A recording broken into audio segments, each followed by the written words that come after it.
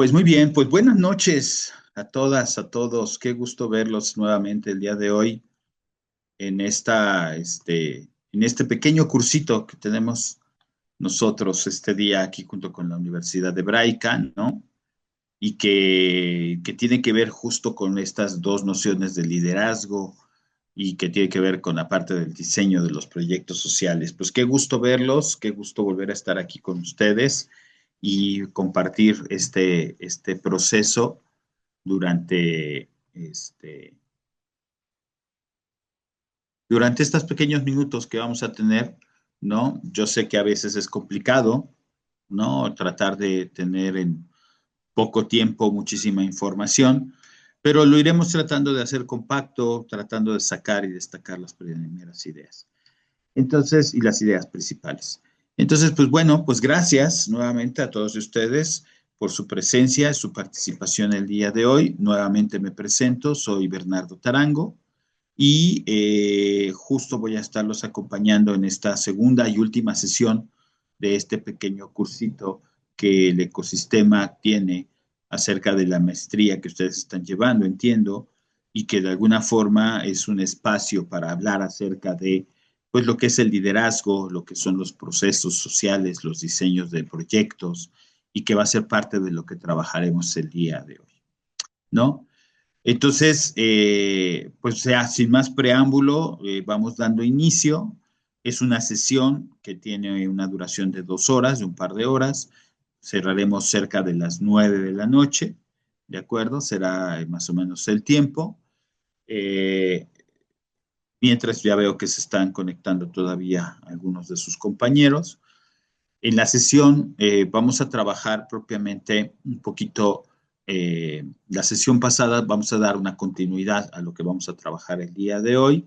Si ustedes recuerdan, la sesión pasada trabajamos más sobre el liderazgo, hablamos sobre las características, lo que significaba ser un líder, digamos, un líder sobre todo que trabaja en organizaciones de la sociedad civil o que está dedicado justo a la parte de la promoción social o al tercer sector, como también se le llega a llamar, ¿no? Y entonces un líder, ¿cómo tiene que ser? Las características, ¿no? Y hablábamos cómo un líder es diferente en su forma de trabajo, en su forma de actuar, a un líder organizacional que, digamos, sus objetivos están centrados en otros espacios. Decíamos que un líder social o está muy centrado en la dinámica de la modificación y de la transformación de la sociedad, y en cambio un líder organizacional está más centrado en los recursos o en las empresas o este tipo de cosas, pero que al mismo tiempo se complementaban estos dos tipos de liderazgos por la importancia que las organizaciones de la sociedad civil tienen dentro de la dinámica social, que decíamos como esos lugares en donde ni la iniciativa privada ni el gobierno llegan, llega la sociedad civil a través de sus intervenciones y a través de sus proyectos. Hablábamos de estas necesidades de la empatía, hablábamos de las características que tiene este líder como la empatía, la capacidad de ser muy sensible a, a la realidad social, de tener una capacidad de tener un liderazgo a nivel horizontal, de ser capaz de distribuir y reconocer las tareas de los demás, etcétera. Hicimos todo un recorrido acerca del liderazgo de estos días.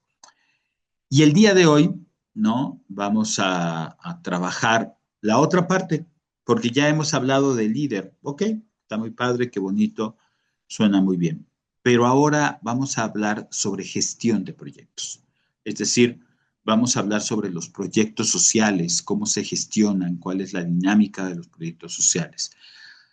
Tenemos tan solo estos minutos para poder trabajar. Hay diplomados y especialidades enteras en este tipo de metodología de gestión de proyectos sociales, de evaluación, de planeación estratégica. O sea, hay muchísimas cosas. Apenas esto es un acercamiento que vamos a entrar el día de hoy como reflexiones y como les decía yo la vez anterior, mi intención es provocarlos un poquito, eh, provocar la reflexión, ¿no? Provocar un poco qué estamos haciendo cada uno de nosotros dentro de nuestras organizaciones, porque por lo que conozco un poco del el perfil de las personas que estamos aquí, pues tenemos varias actividades y varios años trabajando en organizaciones de la sociedad civil, o tenemos mucho interés y experiencia, y esto lo hemos ido trabajando a partir desde este punto académico.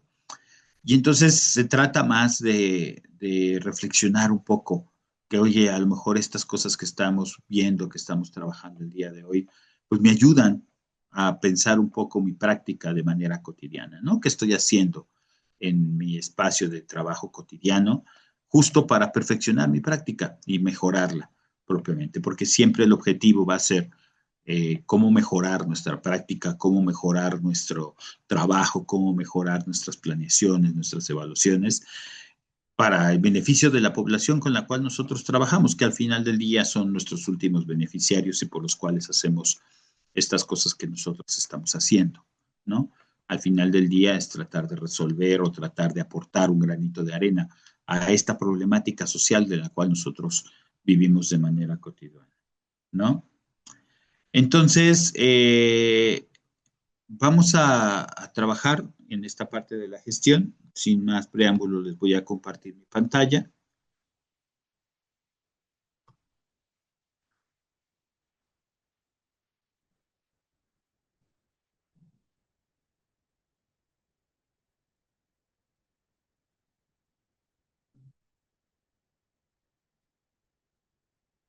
¿De acuerdo?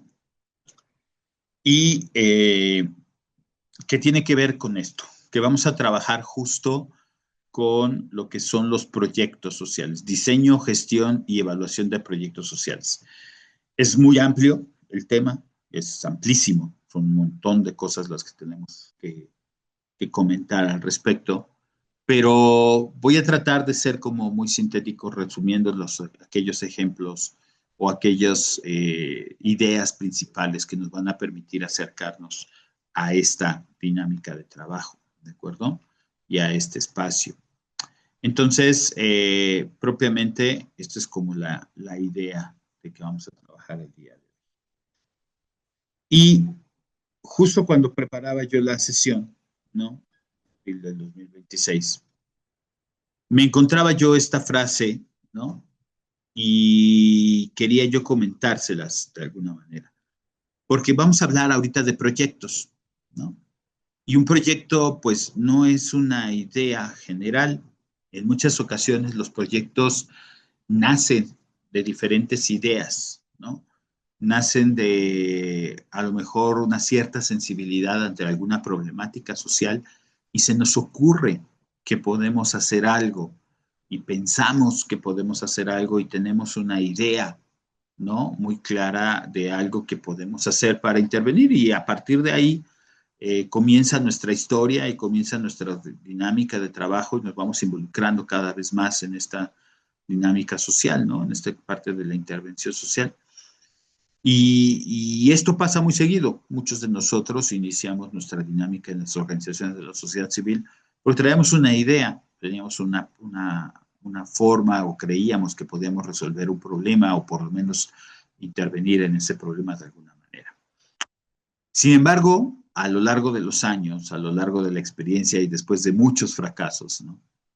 Y después de muchos aciertos, por supuesto, porque van de la mano, nos damos cuenta que no es una idea general, no se trata de tener grandes ideas o de encontrar la innovación que va a generar un cambio directamente en la población. No, no va por ahí un poquito la idea de la experiencia. En realidad, un proyecto es una respuesta estructurada, ¿no? Hay mucha diferencia entre tener una idea y dar una respuesta. Cuando a veces nosotros nos enfrentamos en la vida cotidiana a los problemas, podemos tener muchas ideas de cómo resolverlo. Si no, pregúntenle a cualquier persona que nos comparta algún problema la cantidad de ideas que puede recibir, ¿no? Algunos le dicen, tú puedes hacer esto, puedes hacer el otro, puedes hacer aquello, puedes, me explico. Es decir, todos tenemos grandes ideas para resolver los problemas. Sin embargo, estructurar un proyecto es más allá de tan solo una idea, sino que es dar una respuesta. Cuando yo doy una respuesta, estoy intentando resolver, estoy intentando dar pasos, acciones, cosas muy concretas, pero que no las hago al aventón, no, no es algo que de repente haga yo así rápidamente, sino que lleva una estructura, una forma, una organización, un método de trabajo. Y justo esa es un poco la idea que yo quiero empezar a compartirles, que tengamos nosotros presentes que los proyectos tienen que ser respuestas estructuradas, tienen que partir de una realidad, tienen que partir de una necesidad y después dar una respuesta lo más adecuada posible a estas experiencias. Nosotros vamos obteniendo experiencia a lo largo del camino, conforme vamos trabajando y vamos experimentando y haciendo proyectos, nos vamos acercando de manera gradual para tratar de encontrar algunas respuestas. Y esta es un poco la idea. Pero que lo importante es que hagamos algo. Y la respuesta es eso, ¿no? No es nada más decir, pues se podría resolver cómo, sino es hagámoslo, resolvámoslo, ¿no? Demos esta idea. Ya después vemos si la respuesta fue lo más correcto o no. Esa es otra historia, ¿de acuerdo? Lo importante es que podamos hacer algo. Y entonces quiero que se queden con esta idea de lo que es un proyecto, para que entonces con esta noción de la actividad, de la respuesta, de la intervención, podamos de alguna manera pensar, bueno, ¿y cómo lo gestiono? ¿Cómo lo evalúo? ¿Cómo lo diseño? Este tipo de proyectos, ¿no? ¿Cómo hago esta respuesta estructurada? Iba por ahí un poquito la noción. Y entremos a un primer acercamiento sobre lo que es el diseño y la estructuración de los proyectos sociales, ¿no? Pero antes de cómo diseñarlo, pues tenemos que saber qué es un proyecto social, ¿no? Y tenemos que saber o tener por lo menos todos en conjunto una idea más o menos clara de lo que es un proyecto social, o sea, que estemos de acuerdo todos en qué es un proyecto social. Entonces yo por eso me permití ponerles esta propuesta de definición de lo que es un proyecto social, porque hay muchos proyectos, hay muchos tipos de proyectos. Hay proyectos académicos, hay proyectos de investigación, hay proyectos de construcción, hay proyectos sociales, hay una cantidad enorme de proyectos. Pero tratemos de ver qué es un proyecto social. Un proyecto social es un plan de actividades para resolver problemas sociales específicos en comunidades vulnerables. Esa es propiamente la definición. Es decir, si vamos desglosando cada una de las palabras, podemos hablar de que es un plan. Ok, ojo, un plan implica esta necesidad de tener un proceso estructurado, ¿no? Es cuando yo planifico, tengo una idea de qué voy a hacer el paso 1, paso 2, paso 3. No es llegar a una comunidad y hacer a lo loco a ver qué se nos va ocurriendo en el camino, ¿no? Y sobre eso entonces vamos trabajando, vamos improvisando. No, tenemos un plan y un plan de actividades, es decir, un plan de acciones, es decir, no se trata de un plan pensado nada más en el mundo del escritorio, sino el plan que lleva a la práctica, ¿de acuerdo? Y que nos lleva justo, que tiene un objetivo principal, que es resolver problemas sociales. Se oye muy, resolver de repente es como solucionar y pues a veces sabemos que los problemas sociales pues no se solucionan, es muy difícil, pero sí podemos aportar por lo menos algo para intentar darle una pauta o resolver algunas problemáticas sociales específicas, muy concretas, que van desde diferentes espacios. Nombren cualquier problemática social que ustedes quieran, tenemos un montón.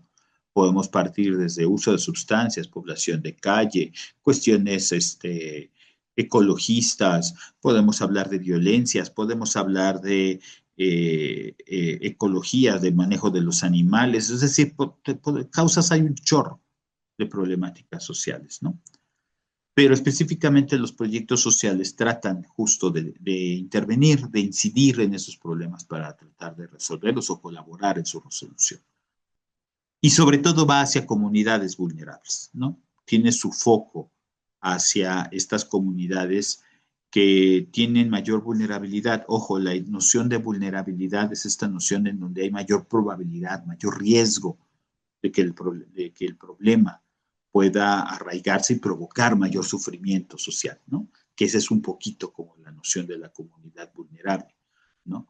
Así, las comunidades vulnerables son varias. Las comunidades vulnerables pueden estar ubicadas en la ciudad, en el ámbito rural o en los ámbitos semiurbanos, ¿no? Es decir, no tiene que ver con un espacio físico, sino más bien con las condiciones de mayor riesgo que pueden llegar a tener estas comunidades o poblaciones también, ¿no? Poblaciones que pueden ser más susceptibles de padecer alguna problemática social por sus propias características, ya sea de género, ya sea de religión, ya sea de color de piel, de condición socioeconómica, etcétera, ¿de acuerdo? Entonces, fíjate cómo, o fíjense cómo un proyecto social tiene que ver específicamente con esta dinámica, es decir, con esta noción de algo que tengo que hacer que tiene un objetivo de relacionado con una problemática social en un espacio específico que es una comunidad vulnerable. Si tu proyecto cumple con estas características, es un proyecto social, ¿de acuerdo? Podemos caracterizarlo en este sentido. ¿Cuál es su propósito? Su propósito de todo proyecto social siempre va a tratar de ser buscar generar impactos positivos y sostenibles para mejorar el desarrollo humano y social. Es decir, su objetivo es generar impacto, sobre todo impacto positivo, es decir, un impacto benéfico, un impacto que cambie para bien, sostenible, que se pueda mantener en el tiempo y que de alguna manera yo sea parte de esa historia durante un tiempo, pero después la propia comunidad o las propias personas puedan hacerlo a lo largo del tiempo y que mejore su desarrollo humano, es decir, este proceso que nosotros tenemos como personas a lo largo de nuestra vida y por supuesto de nuestra sociedad también, ¿no? Es decir, esta modificación de la dinámica social. Y es importante también que nuestros proyectos sociales sean muy claros.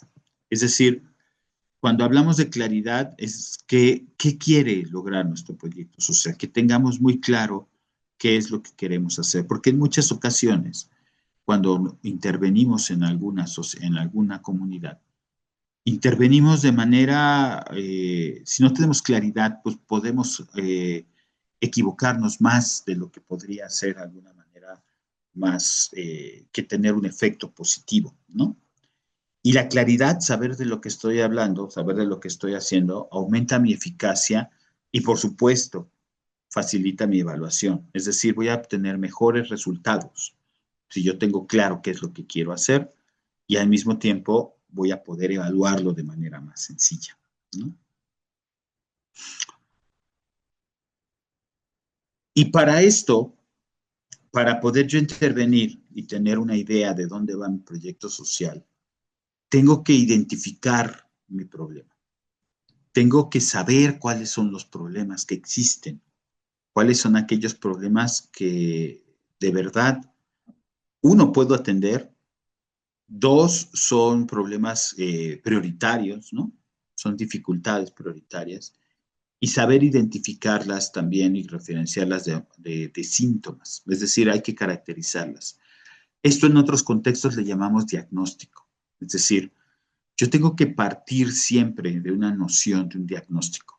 Yo no puedo intervenir en una comunidad si no la conozco. En muchas ocasiones conozco organizaciones que tratan o encuentran o conocen una intervención en algún lado, en Latinoamérica o en otra comunidad que ha tenido ciertos resultados. Y se entusiasman y dicen, queremos llevarlo porque está muy padre, está muy bonito, agarran la metodología y la tratan de reproducir en su comunidad y no funciona. ¿Por qué no funciona si hicimos todo, no? Seguimos los procesos, las metodologías, los manuales, nos vinieron a asesorar, etcétera, etcétera, y no funciona. No funciona porque generalmente los proyectos sociales nacen de las problemáticas sociales específicas. Cada comunidad tiene problemáticas muy concretas y problemáticas muy específicas. Y cada comunidad se mueve de manera diferente. No es lo mismo intervenir en una comunidad de la Ciudad de México que en una comunidad de otro estado de la República. No es lo mismo intervenir en el norte del país que en el sureste. No es lo mismo intervenir en un ámbito rural que en un ámbito urbano. No es lo mismo intervenir en municipios siquiera, de manera cercana, ¿no? Cada uno de ellos. Pueden estar pegados y cada uno va a ser diferente. Entonces, en ese sentido, cada comunidad tiene una característica muy específica. Entonces, yo necesito poder saber, conocer cuál es la problemática que está ahí y tengo que hacer un diagnóstico. Hay muchas metodologías de diagnóstico. Les decía yo, podemos pasarnos ahorita fácilmente unas más horas, ¿no? 5, 6, 10 horas, hablando de diagnósticos. Diagnósticos participativos, diagnósticos situacionales, diagnósticos profundos, diagnósticos, ¿no? O sea, podemos hablar un montón de cómo se van resolviendo los diagnósticos. Sin embargo, todos los diagnósticos surgen o parten de una noción muy concreta que tiene que ver en que hay que diferenciar qué es un problema y qué es un síntoma, ¿de acuerdo? En muchas ocasiones lo que vemos son los síntomas y no vemos el problema, ¿de acuerdo? Es como cuando nosotros vamos al doctor y el doctor le preguntamos, nos pregunta el doctor, ¿cómo se siente? Pues me duele un poco la garganta, tengo temperatura y tengo un poco de tos y me duele la cabeza. Mi problema no es que me duela la cabeza, no es mi problema que tenga temperatura, mi problema no es que tenga tos, esos son síntomas, porque mi problema es que tengo una infección en la garganta, ¿de acuerdo? Y esa infección es la que yo debo trabajar, es la que yo debo intervenir para poder curarla. Y entonces el doctor valorará si te da un antibiótico para que entonces el bicho que te está generando la problemática en la garganta, pues sea destruido y se acabe y entonces tus síntomas van a desaparecer porque ya resolvimos el problema, ¿no? En el ámbito social es más o menos lo mismo, no es tan, digamos, tan claro como en el ámbito médico, pero más o menos es esa la idea. Yo tengo que distinguir entre lo que es un problema y su síntoma, para que entonces yo pueda abordar problemáticas realmente, abordar las problemáticas profundas, abordar las causas, se dice por ahí en algún momento, abordar cuál es la problemática. Y a veces en los diagnósticos nos clavamos demasiado en los síntomas y nos quedamos muy metidos en eso. Les pongo un ejemplo entre esta cuestión. Por ejemplo, la deserción escolar es un síntoma, ¿de acuerdo? Es un síntoma de qué? De una problemática un poco más, una problemática mayor, con problemas como la pobreza o la falta de apoyo familiar, ¿de acuerdo? Es decir, el hecho de que un muchacho abandone la escuela no es una problemática en sí misma, es un síntoma de algo más profundo que está detrás de esta persona, que pueden ser, por ejemplo, esto que decíamos, situaciones estructurales. A lo mejor tiene que trabajar porque no le queda de otra, porque no alcanza para el sustento cotidiano. O bien hay una problemática familiar que no le queda más que pues asumir un rol que a lo mejor no le toca, ¿de acuerdo? En las adicciones, por ejemplo, ¿no? En el mundo de las adicciones, el síntoma es el consumo, ¿de acuerdo? El consumo de la droga. El que hecho de que un joven vaya y consuma y se meta una droga, cualquiera que ésta sea, funciona lo mismo para todos los demás en este sentido, para cualquier droga. Ese es el síntoma. ¿Qué hay detrás de ese síntoma? Puede haber un montón de cosas. Puede haber desde problemas familiares, problemas individuales, problemas, digamos, situaciones de autoestima, situaciones de problemáticas familiares, de problemáticas sociales, económicas, políticas. ¿Me explico? Es decir, hay problemáticas mucho más profundas.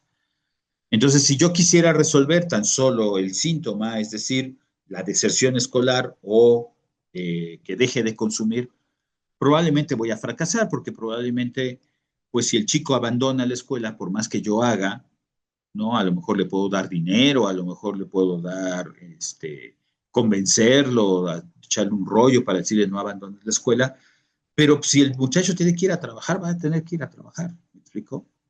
Va a tener que ir a hacer eso. Entonces, ¿qué otras opciones puedo yo encontrar?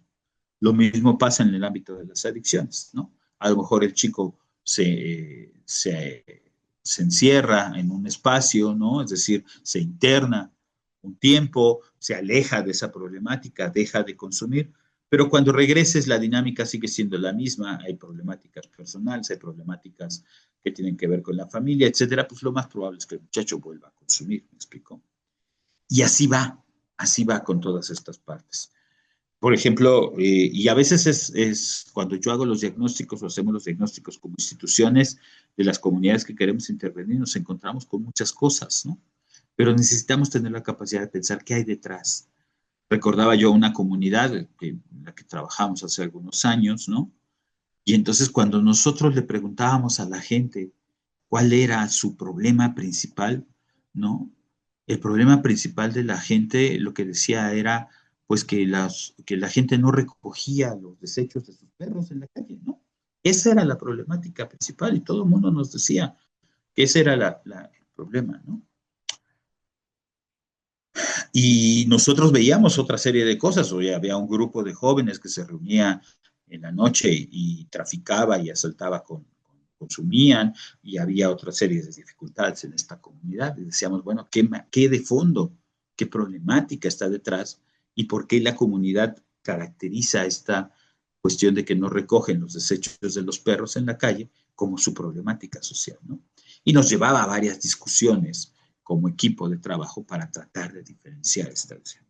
Entonces, tener claro esta identificación nos va a permitir, pues, tener intervenciones más sostenibles y profundas. Nos va a permitir tocar justo la enfermedad o la problemática directamente, y esto va a evitar que solucionemos cuestiones superficiales, ¿no? Hagamos cuestiones tan solo que van por encimita, ¿no? Porque no se trata de resolverles el día a día a las personas. Por ejemplo, o sea, si yo le doy dinero a una persona de manera constante, estoy atendiendo el síntoma, no estoy atendiendo la problemática de fondo que a lo mejor me obliga a mí darle ese dinero que tengo que yo dar, ¿no? De manera cotidiana. Y a lo mejor tengo un programa muy importante con mucho dinero, pero no estoy atendiendo la problemática personal y la problemática profunda. Y esto es bien importante de poder identificar cuando yo estoy trabajando en mi lógica de mi proyecto, ¿no? Mi diagnóstico, independientemente de la metodología que yo utilice, siempre tengo que tener en mente esta dinámica, ¿no? ¿Qué es un problema y qué es un síntoma? ¿Qué es lo que está ahí presente? En muchas ocasiones se han utilizado herramientas diferentes para el análisis justo de esta diferenciación entre lo que es el síntoma y lo que es la problemática. Hay una muy conocida, seguramente muchos de ustedes ya también la conocen y que también no me voy a meter a profundizar en ella, pero que es una herramienta muy útil, sobre todo para identificar esta cuestión, que es el árbol de problemas y el árbol de objetivos, parte de la dinámica de lo que es el marco lógico, ¿de acuerdo? Que el marco lógico es una metodología que se utilizó justo porque permite de alguna manera identificar proyectos, identificar dónde están las problemáticas, qué se puede hacer y estructurar algunas cosas, como hablaremos más adelante. Hay muchas críticas, por supuesto, y hay muchas ventajas que tiene, como todo en esta vida.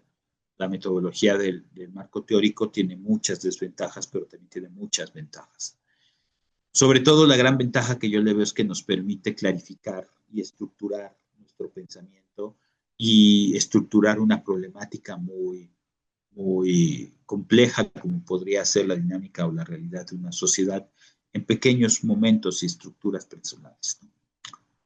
Y así, por ejemplo, tenemos el árbol de problemas y el árbol de objetivos. El árbol del problemas es una herramienta que pone en el centro del árbol cuál es la problemática que nosotros estamos percibiendo. Y para saber si esto es un síntoma, ¿no? O si eso es de veras una problemática, pues entonces manda a las raíces aquellas que son las causas de ese problema, ¿de acuerdo? Y entonces nosotros identificamos, por ejemplo, cuáles son aquellas dificultades que están presentes, digamos, ¿no? Esas causas que van a generar este problema.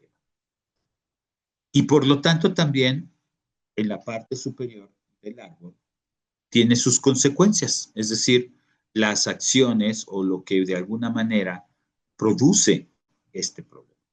Por eso les digo que es una metodología que permite de una manera muy clara, en algo que vemos de manera cotidiana, tratar de identificar y explicar la realidad social, porque tenemos un árbol donde las raíces alimentan al tronco, que es, digamos, lo que sostiene, y vemos sus frutos. Así las raíces son las causas, el árbol que sostiene son los problemas, y los efectos o los frutos son justo las consecuencias que esto tiene.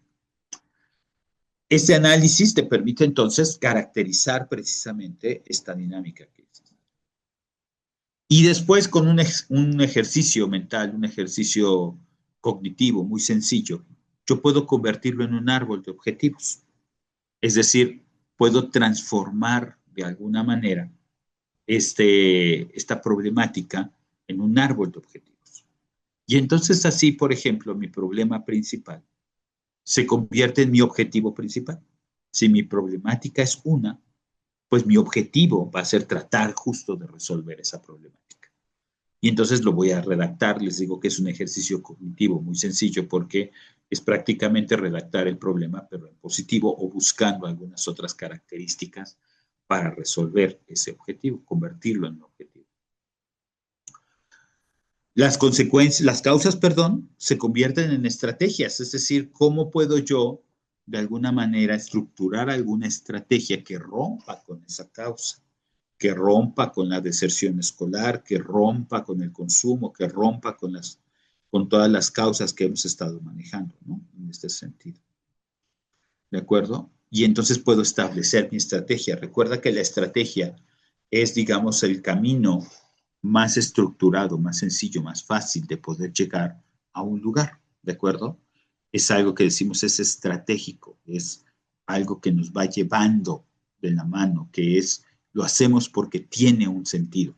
En México diríamos, no damos pasos sin guarache, ¿no? Es decir, tenemos muy claro qué es lo que voy a querer hacer, ¿no? Y finalmente, los efectos se convierten en metas, es decir, esas consecuencias, pues cómo lo convierto yo en meta, cómo lo convierto en un resultado esperado, más que una meta, es un resultado que pienso yo obtener acerca de este trabajo que voy a realizar, ¿de acuerdo? Y es a partir de ahí que yo puedo, de alguna forma, establecer estas cuestiones. Si ustedes se dan cuenta, esta es una herramienta muy sencilla, muy práctica. No profundizo más en ella. Podríamos hacer ejercicios, pero no nos da el tiempo en este momento. Pero quiero que veas, por ejemplo, cómo a partir de esta noción del diagnóstico, yo puedo convertirlo en un árbol de problemas y un árbol que identificar este ejercicio. Lo más complicado es hacer el árbol de problemas. Y después el árbol de objetivos sale de la mano, porque ya hemos trabajado, hemos masticado, hemos discutido sobre el tema. Y aquí entra un elemento fundamental. Hay que hacerlo de manera colaborativa, ¿de acuerdo? Es decir, generalmente los árboles de problemas o los árboles de objetivos que son realizados por una sola persona tienen muchas dificultades, una o dos personas. ¿Por qué? Porque tendemos nosotros como seres humanos a sesgar, es decir, a tener como cosas que a nosotros nos gustan o que nosotros alcanzamos a ver. Tenemos como unos lentes y esos lentes nos hacen ver la realidad de una manera.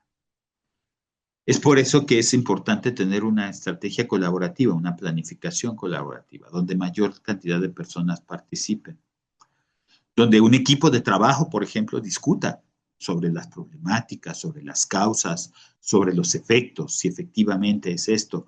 A lo mejor tener un experto que venga y nos platique sobre la problemática y cuáles son las características. Y a lo mejor este ejercicio de repente también hacerlo con la comunidad o con los beneficiarios o con otras organizaciones, dependiendo de dónde esté. Esto me va a permitir tener diferentes puntos de vista y diferentes acercamientos. Y estos acercamientos van a pues, tener mayor posibilidad de tener un acercamiento a la realidad más factibles, ¿no? Por ahí decían que dos cabezas piensan mejor que una, y esa es un poquito como la idea. Es decir, hay mayor acercamiento a la realidad si tengo mayor número de personas participando. Claro, hay que estructurarlo, hay que hacerlo. A veces hacer un árbol de objetivos con 20 personas es complicadísimo, pero lo puedo hacer por mesas de trabajo. Hay diferentes metodologías para hacerlo, pero esa es como un poco la idea. Y eso también lo puedo convertir en un árbol de objetivos, ¿no? Es decir, también, bueno, ¿qué queremos? ¿Por dónde vamos? ¿Y hacia dónde? ¿Qué es lo que queremos lograr? Y les decía yo que esto parte de esta metodología del marco lógico, que no me voy a meter a explicar en gran medida. Una, porque yo creo que es una metodología muy conocida, que se maneja en diferentes espacios, pero porque tampoco nos daría mucho el tiempo hablar del marco lógico. Pero su nombre lo dice en muchas ocasiones cuál es su dinámica de trabajo y de qué es lo que intenta buscar y qué es lo que va a tratar de encontrar ante los demás, ¿no?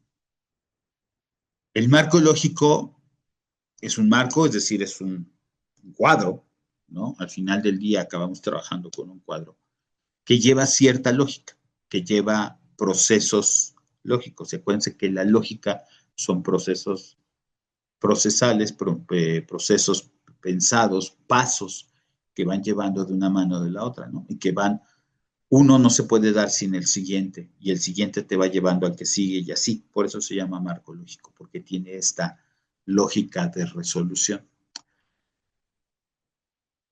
Tiene tres grandes ventajas que yo le he visto a partir de la experiencia que he tenido de trabajar con el marco lógico. Uno es que ordena ideas. El marco lógico te permite ordenar tus ideas, te permite ordenar, por ejemplo, para saber cuáles pueden ser objetivos finales, digamos, ¿no? ¿Cuál es tu finalidad de tu proyecto? Y cuáles son algunos objetivos de resultados, es decir, pasos que te van a llevar a ese fin que tú quieres lograr, ¿no? A ese propósito que tú quieres obtener. Entonces te permite ordenarlo, te permite caracterizarlo por niveles y entonces va cobrando sentido, por ejemplo, esta actividad que yo voy haciendo, esta actividad en dónde se encuentra, en qué resultados se encuentra, en qué tipo de acción, este taller que cumple con qué parte y cómo colabora con un cierto objetivo que al final del día ese objetivo va a dar un propósito superior, ¿me explico? Y eso te lo permite hacer el marco lógico. Es muy, te lleva de la mano una vez que lo tienes claro. Primero, para llegar a él es muy complicado, pero una vez que lo tienes, se te amplía en este sentido. Por lo mismo, facilita su gestión y su evaluación, es decir, permite conseguir recursos, conseguir saber exactamente qué pasos dar, cómo organizar de alguna manera la parte operativa, porque entonces tengo un tiempo muy concreto, muy específico para hacer esto.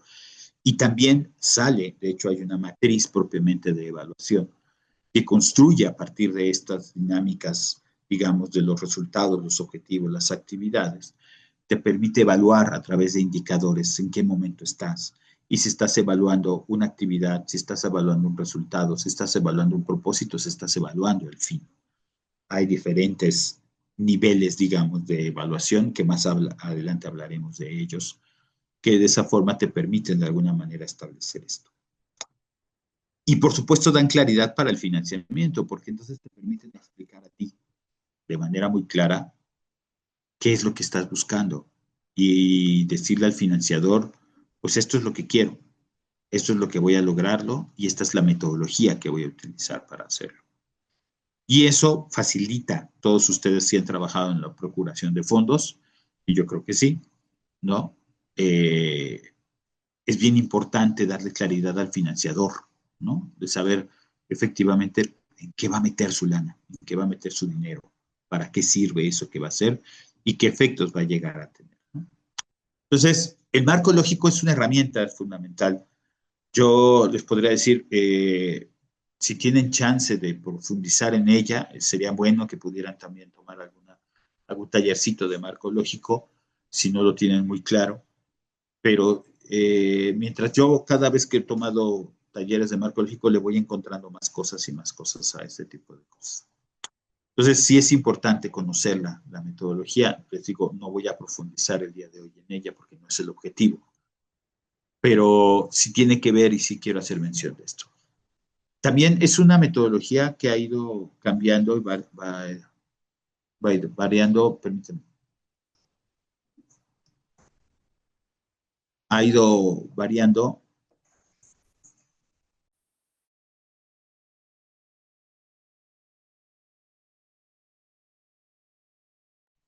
ha ido cambiando a lo largo del tiempo.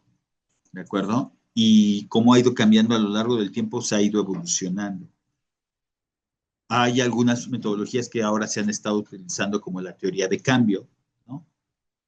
Que parte mucho de la dinámica del marco lógico, pero que establece como de maneras más concretas qué es lo que quieren lograr como organización, y a eso le llamamos una teoría de cómo generar el cambio social, ¿no? Que es una modificación. Pero bueno, eso es como algo mucho más profundo para más adelante en otra ocasión. Ojalá tengamos la oportunidad de hacerlo. Bien, esta es la dinámica del marco lógico. Todo esto tiene que ver con esta primera idea de cómo hacer los proyectos sociales. Si yo puedo utilizar esta dinámica, puedo tener claro un poquito cómo programar o cómo planear esto. Pero entonces, yo tengo que partir de la idea a la acción. ¿Se acuerdan que les decía yo? En muchas ocasiones partimos de una idea, de algo que tenemos que hacer, y cómo esto lo voy a llevar a actuar, cómo lo voy a llevar a un proyecto concreto, actividades concretas, con personas concretas, en espacios concretos, ¿no? Y entonces, llevar de la idea a la acción, pues es todo un proceso que no se resuelve, no es solamente, bueno, pues pongámonos a hacer, ya lo hicimos, ya tenemos la idea, ya discutimos, ya hablamos y todo, pues pongámonos a trabajar, ¿no? No es tan sencillo. Para poder llevar una idea a la acción, tengo que llevar por lo menos 4 pasos. Primero, tengo que establecer un diagnóstico. Ya lo he mencionado anteriormente, ya lo dije, la profundidad del diagnóstico, qué es lo que tengo que hacer. No importa tanto la metodología, más bien importa el diagnóstico que yo vaya a hacer, ¿no? Con esta diferenciación y comentarios que hemos hecho. Tengo que plantearme los objetivos. Ante ese diagnóstico, ante esa realidad, ¿qué quiero hacer yo? Como organización, como grupo, como persona. Tengo que plantearme los objetivos. Tengo que decir qué quiero lograr. Y después voy a plantear ahora sí qué hago, ¿no? ¿Qué actividades voy a hacer? Generalmente, o qué líneas de acción voy a hacer, ¿de acuerdo? ¿Qué actividades voy a tener de alguna forma, ¿de acuerdo? Es decir, ante esta realidad, yo ya planteé qué quiero hacer y ahora voy a hablar de cómo lo quiero hacer. Voy a hacerlo a través de talleres, voy a hacerlo a través de pláticas, voy a hacerlo a través de organización comunitaria, a través del manejo cultural, a través de eventos, yo qué sé. O sea, las ideas hay muchas, ¿no? Las actividades son un montón. Y generalmente a veces partimos de esta idea, vamos a hacer algo y hacemos una actividad, pero no tenemos claro por qué ni para qué lo hicimos, ¿no? Es decir, no tenemos por qué el diagnóstico, no tenemos claro por qué lo hicimos o para qué lo hicimos, cuál era nuestro objetivo. Simplemente hacemos. Y eso, pues, no es un proyecto, por supuesto. Y generalmente nos va a provocar muchísimas dificultades. Y después tengo que ver los resultados, ¿no? ¿Qué resultados quiero obtener? ¿No? A partir de mi taller, a partir de mis actividades, de mi torneo, de lo que yo quiera ejecutar, ¿qué quiero lograr? ¿Qué quiero establecer? ¿Qué dinámica de trabajo voy a generar en la comunidad? ¿Qué espero, digamos, en este sentido, ¿no?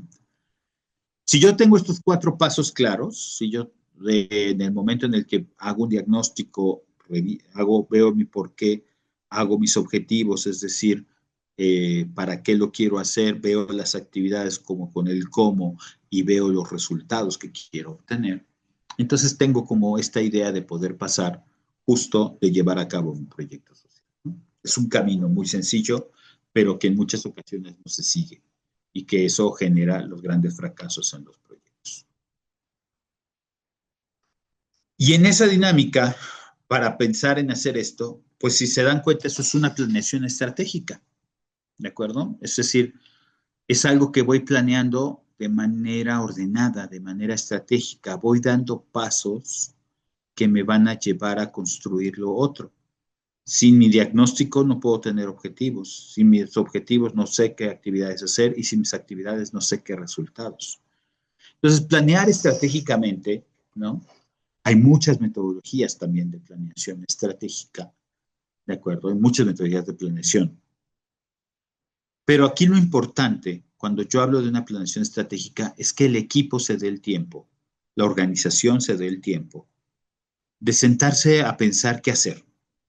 Es decir, ¿cuáles son las acciones necesarias para que yo pueda alcanzar los objetivos del proyecto social? Hay muchas acciones.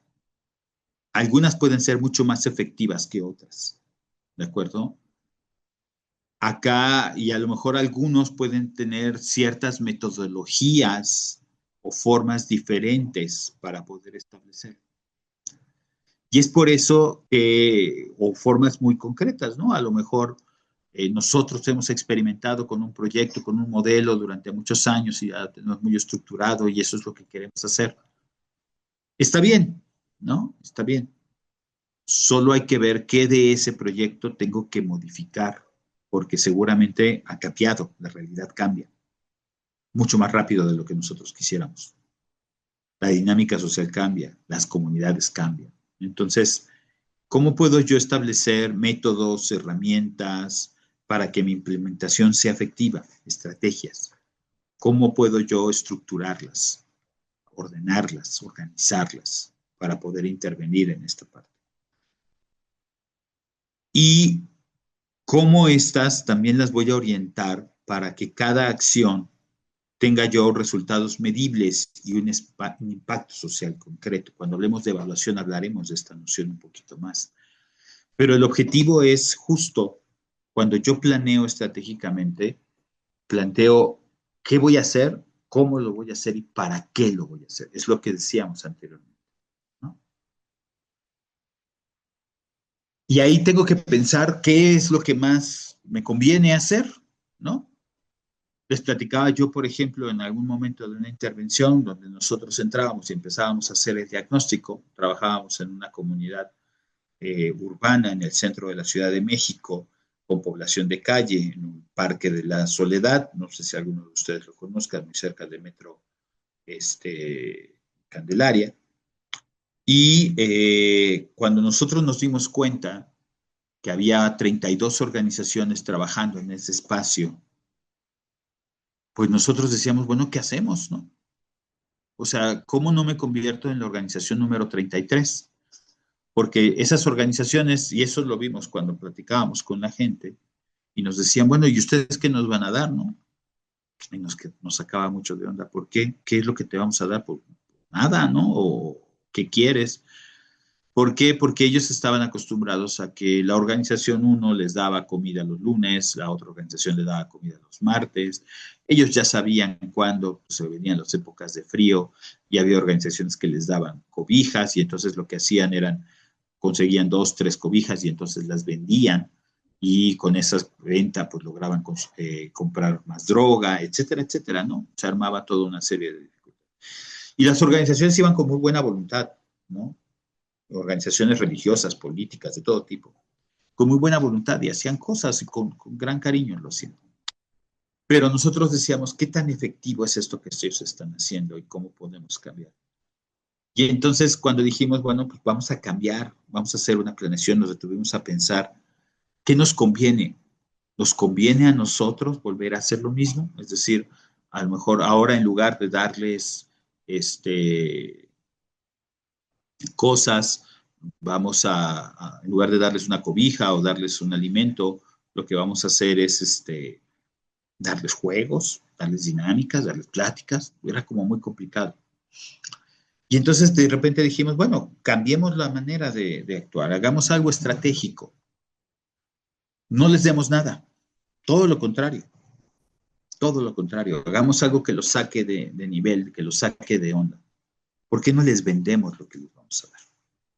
Obviamente hubo grandes discusiones, ya se imaginarán, no, ¿cómo es posible? ¿Por qué? Si el dinero nos los da y la financiadora, no, vamos a pensar estratégicamente qué hacemos.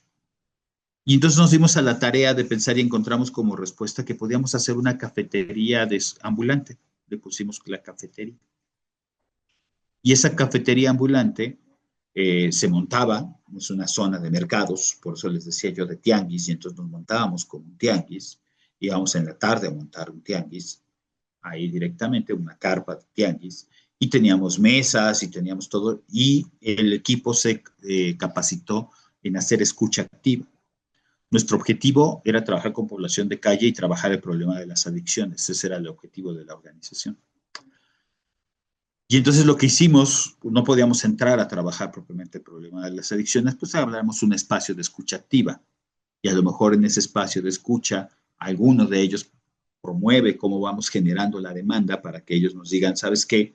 Queremos salir de esto, yo ya no quiero seguir consumiendo, o qué puedo hacer, o qué problemáticas puedo yo resolver. Y el equipo se capacitó en esa dinámica. Y para hacerlo como cafetería, pues era un espacio en el cual, en ese lugar, nosotros, era un espacio libre de drogas, es decir, aunque era plastiquito lo que nos cubría, era un espacio seguro, porque no podían consumir drogas.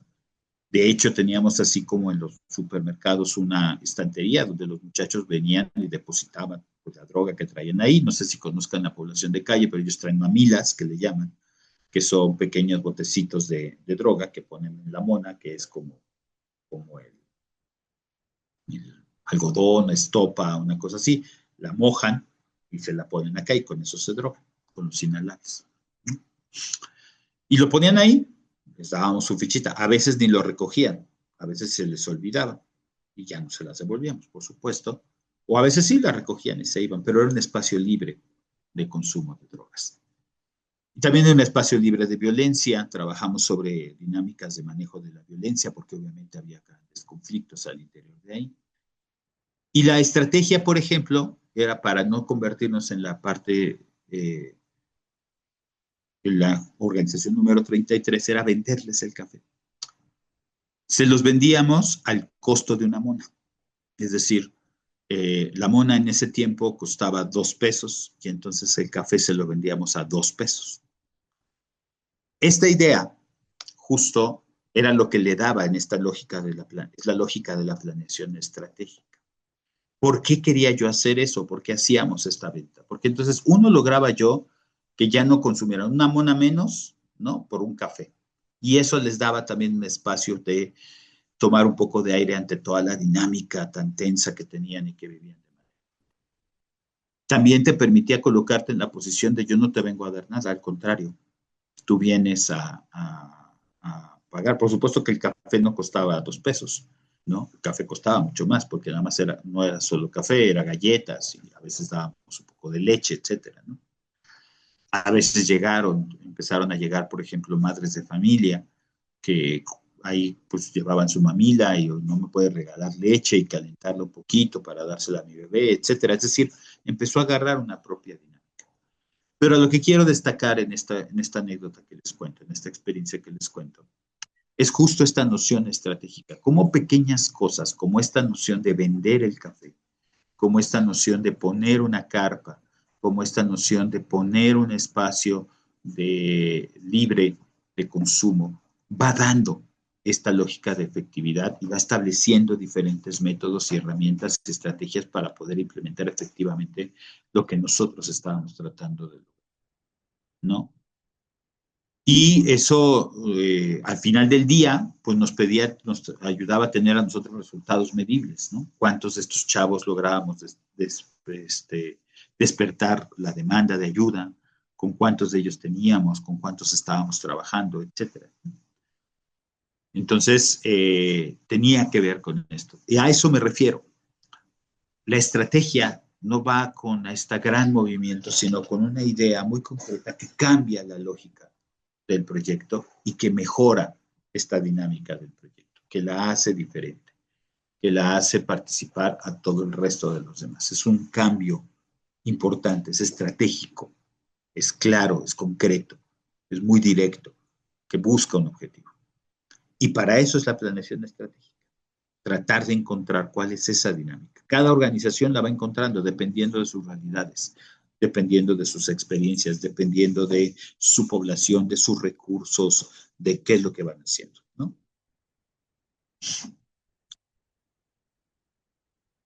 Para esto, cuando yo necesito plantear mis objetivos, ¿no?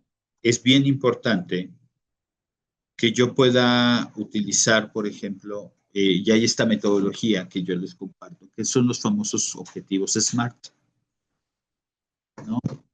SMART en inglés, ¿no? Como objetivos inteligentes. y que es una nomenclatura que se utiliza para tratar de especificar las características de los objetivos que deben de tener. Porque a veces cuando revisamos un proyecto, cuando estamos haciendo un proyecto, pues nuestros objetivos pueden ser muy amplios, pero híjole, ¿y cómo llegamos nosotros a medirlos? A ver si efectivamente, a saber si efectivamente se están cumpliendo o no. Es muy complicado hacerlo, ¿no? Y entonces se inventó esta metodología SMART, que sus siglas en inglés tiene que ver con eso, con específico, medible, alcanzable, realista y en tiempo, ¿de acuerdo? Nada más que está en inglés, specific, measure, ¿no? Etcétera, ¿de acuerdo? Pero en español digamos que está ahí. Es decir, un proyecto tiene que ser muy específico, un objetivo, perdón, de un proyecto tiene que ser muy específico. Es decir, especificar con claridad qué quiero lograr y a quién va a beneficiar. ¿De acuerdo? Es concretito. ¿Qué voy a hacer y a quién va a estar, a quién está dirigido?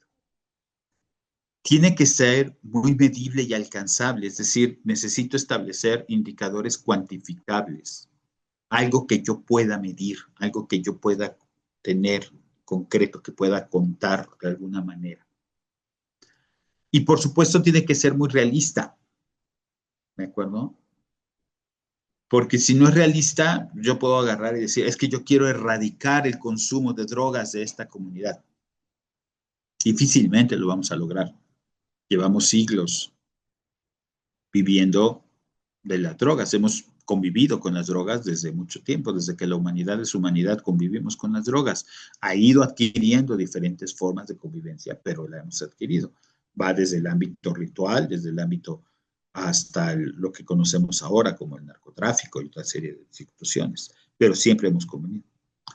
Entonces yo necesito tener una meta realista, algo que yo pueda cumplir, algo que sea concreto, y tengo que ponerle tiempo. Si yo no le pongo tiempo, son deseos al aire, ¿no? Sí, vamos a lograr hacer eso. ¿Cuándo? Pues algún día, ¿no? Como dice la canción, me dices que sí, pero nunca me dices cuándo, ¿no? Que esa es un poco la noción. Entonces, vamos a hablar de esto. Por eso tienen que ser, por eso es muy claro cuando tú estás pensando en tus objetivos, pensar en esta nomenclatura, SMART, específico, medible, ¿de acuerdo? Alcanzable, realista y con el tiempo. Y eso te permite construir. Yo les pongo dos ejemplos de este tipo de objetivos. Por ejemplo, capacitar. ¿Qué es lo que yo quiero hacer? Es capacitar, es darles conocimiento a quienes, a 50 jóvenes. ¿En qué? En habilidades laborales, ¿de acuerdo? ¿Durante cuánto tiempo? 6 meses. ¿Cuántos de ellos? 50. ¿Lo puedo medir? Claro. Si yo puedo darle, yo puedo evaluarlo de manera muy sencilla, decirle, a ver, ¿cuántos jóvenes participaron en mi taller de habilidades laborales? 35, pues entonces me faltó gente.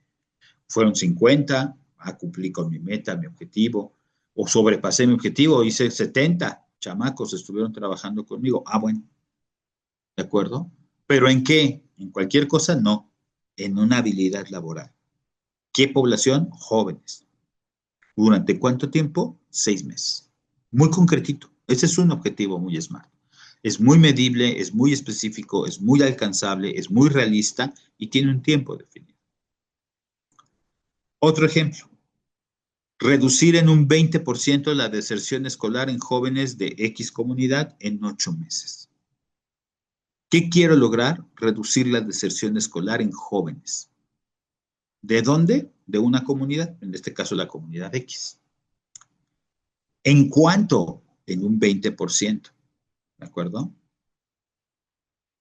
¿Y durante cuánto tiempo? En 8 meses. Si yo en 8 meses, cuando yo evalúe mi proyecto en 8 meses, no he logrado hacer este 20%, pues entonces ya puedo medir dónde está mi dificultad, en dónde se encuentra, qué fue lo que encontré, qué dificultades tengo para todo este tipo de cosas, qué cambios tengo que hacer metodológicamente, en qué fallé, dónde estuvo mis dificultades y mejoro mi proyecto. Entonces, si ustedes se dan cuenta, estos objetivos SMART te permiten a ti medir de manera inteligente, SMART, que eso significa en inglés, te permite tener un objetivo muy concreto, muy variable, A veces nos perdemos en que los jóvenes conozcan, bla, bla, y hacemos unos chorros mareadores que de repente los objetivos son más largos que inclusive nuestro marco teórico, ¿no? Y estoy exagerando, por supuesto. Pero sí son muy grandes de repente y no logramos como afianzarlos, bueno, de qué quieres hacer, dónde está, qué te estás buscando, etcétera. Aquí es muy sencillo. Son tantas personas en este objetivo durante tanto tiempo. Eso es lo que quiero lograr. ¿De acuerdo? Por eso los objetivos SMART es una metodología que se utiliza mucho, no solamente en proyectos sociales, ¿eh? Esto se utiliza sobre todo en organizaciones y en tipos de proyección, por ejemplo, organizacional. ¿De acuerdo? Lo otro que tengo que considerar son mis recursos, ¿no? Porque yo puedo tener ideas muy padres, haber hecho mis proyectos, tener como mucha noción de todo esto, ¿no?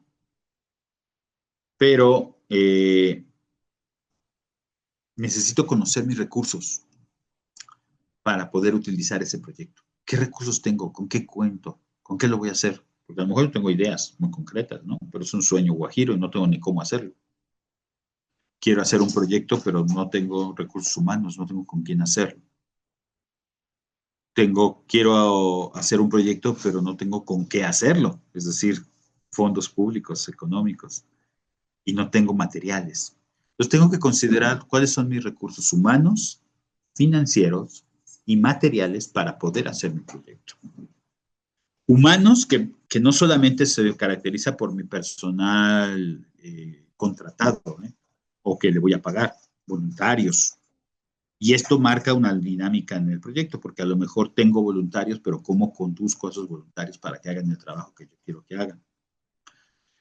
El personal técnico y los líderes, personal técnico que necesito, es decir, esto que comentábamos, por ejemplo, la parte del liderazgo, ¿cómo le puedo hacer para que entonces profesionales de la salud o de la intervención pues se intervengan conmigo, ¿no? Trabajadores sociales, psicólogos, médicos, abogados, etcétera, ¿no? Tengan esa capacidad. Líderes comunitarios también, ¿no? Es decir, aquellos líderes, personas que se comprometen con el proyecto y que entonces en ese sentido ayudan a participar. Ahí agregué en rojo, pues aquellos puntos rojos que uno tiene que considerar y tener cuidado cuando está pensando en esta dinámica de los recursos para el proyecto. Uno, o de los focos rojos que uno tiene que estar presente. Uno es la rotación. Tenemos una gran cantidad de rotación, tanto de personal, porque ya lo hemos dicho en muchas ocasiones, pues las organizaciones de la sociedad civil desafortunadamente no pagan bien o no cubren con las necesidades que debe de tener algún profesional y entonces pues surge alguna otra propuesta económica o algún otro proyecto y la gente se va con todo justo derecho, ¿no? Ni cómo reclamarles. O los voluntarios están un tiempo, un mes, 2 meses, 6 meses, un año, y después van, ¿no? Desaparecen. En ese sentido, pues tiene que ver con eso. Un foco rojo para los recursos humanos siempre a considerar es la rotación y el compromiso, sobre todo en los voluntariados, ¿no? ¿Qué compromiso tienen las personas que están ahí? ¿Son voluntarios de una vez? ¿Son voluntarios de varios meses? ¿Son voluntarios en qué sí, en qué no? ¿Dónde los consigo? Etcétera. Cuando hablamos de recursos financieros, estamos hablando de donaciones, de dinero, fondos públicos. ¿Cómo puedo yo acceder a fondos públicos? Desafortunadamente, esta última administración, estas 2 últimas administraciones de gobierno, los fondos públicos se han cortado a las organizaciones de la sociedad civil, ¿no? Entonces, esto que era una fuente de financiamiento muy utilizada por las organizaciones prácticamente está cerrada. Pero podemos pensar en fondos públicos internacionales, ¿no? Que nos ayuden, patrocinios, patrocinadores, personas que nos apoyen a través de sus marcas y fuentes de financiamiento sostenible, ¿no? Es decir, cómo logramos establecer financiamientos que se puedan de alguna manera reestructurar, algo como lo que le llaman ahora, hay muchas técnicas de empresa social, por ejemplo, ¿no? Es decir, empresas, justo la semana pasada conocí una institución que lo que hace es una empresa social, ¿no? Venden pizzas, si venden productos naturistas y este tipo de cosas, y las ganancias de eso que ellos venden, ¿no? Directamente tienen un pequeño restaurantillo, una cafetería y ahí venden todas las cosas, lo utilizan para generar procesos de reforestación y procesos de atención dinámica en otros espacios, ¿no? Entonces, tiene que ver con eso. ¿Cuál es el foco rojo en esta parte del manejo de los recursos? Pues la incertidumbre. Es algo que todas las organizaciones de la sociedad civil, y ustedes no me dejarán mentir, vivimos. La incertidumbre. Tendremos proyectos, siempre andamos a la casa de un nuevo proyecto, siempre andamos a la casa de un nuevo financiamiento, de un nuevo donador, de una nueva forma de financiar este proyecto que queremos buscar, ¿no? Entonces, y a veces no lo logramos, ¿no? Esa diferencia, por ejemplo, de una empresa que a lo mejor tiene, conozco pocas organizaciones, sobre todo dependen de algunas empresas, ¿no? Conozco algunas que dependen de estas empresotas, ¿no? Bimbo, Coca-Cola, FEMSA, etcétera, y que ellos, pues, parte de su labor la hacen a través de organizaciones. Entonces ellos no sufren porque reciben un financiamiento constante, ¿no? Pero es la minoría. En realidad, la gran mayoría de las organizaciones sociales siempre andamos en la incertidumbre de cómo le vamos a hacer. Y eso tiene un efecto, pues, en nuestros recursos humanos.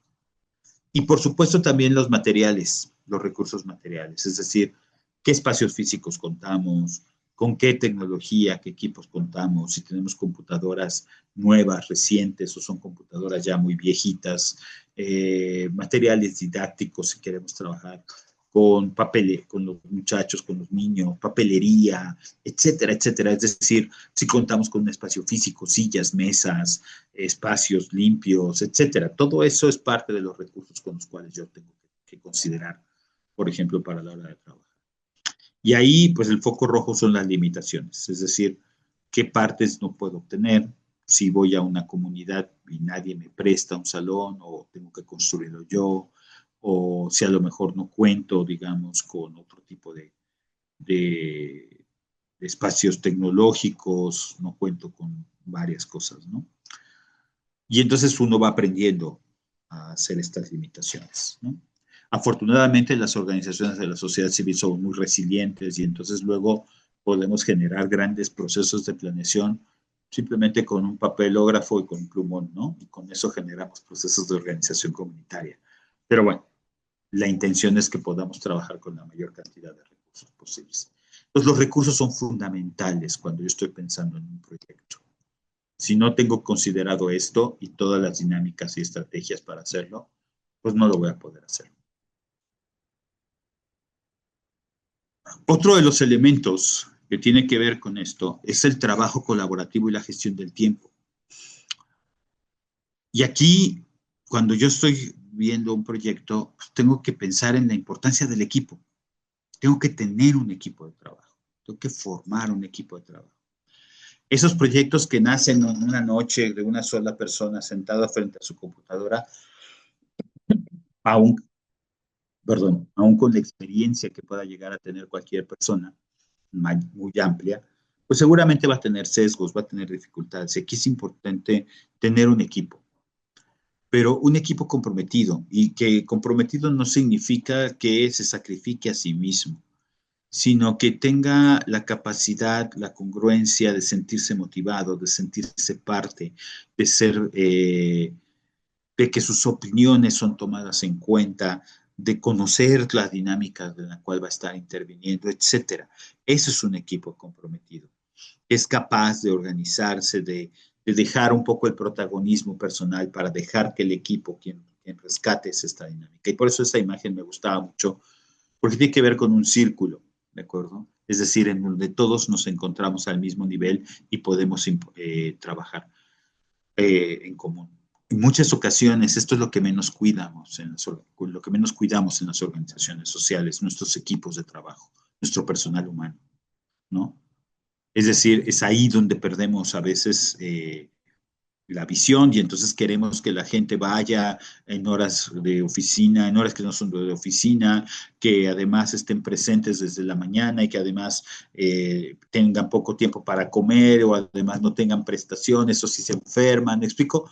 Todas estas dinámicas que a veces vivimos en la vida cotidiana y que a veces las organizaciones no tomamos en cuenta y descuidamos y entonces la gente se va desmotivada, se va cansada, se va quemada, ¿no? Este famoso, el síndrome